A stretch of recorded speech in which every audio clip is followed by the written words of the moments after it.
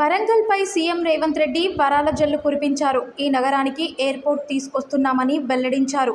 తొందరలోనే నగరానికి master plan తీసుకొస్తున్నాం. ఈ నగరానికి టెక్స్టైల్ పార్క్ని తొందరలోనే ప్రారంభించబోతున్నాం. వరంగల్ నగరం జాతీయ స్థాయిలో గుర్తింపు పొందే నగరంగా health tourism, education, eco tourism, temple టూరిజంను డెవలప్ చేస్తాం.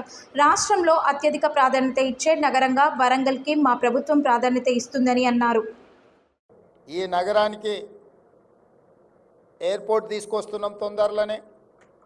ఈ నగరానికి మాస్టర్ ప్లాన్ తీసుకొస్తున్నాం తొందరలోనే. ఈ నగరానికి టెక్స్టైల్ పార్కును తొందరలోనే ప్రారంభించబోతున్నాం.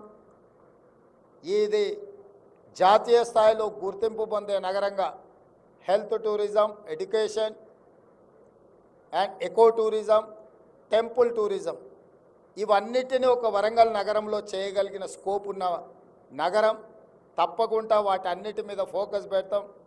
తెలంగాణ రాష్ట్రంలో అత్యధిక ప్రాధాన్యత ఇచ్చే నగరంగా వరంగల్కు మా ప్రభుత్వం ప్రాధాన్యత ఇస్తుంది.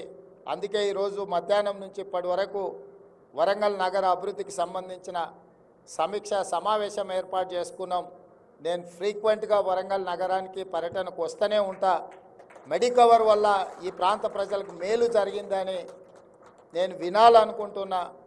ఆ దిశగా సిబ్బంది యాజమాన్యం పనిచేయాలని తెలియజేస్తూ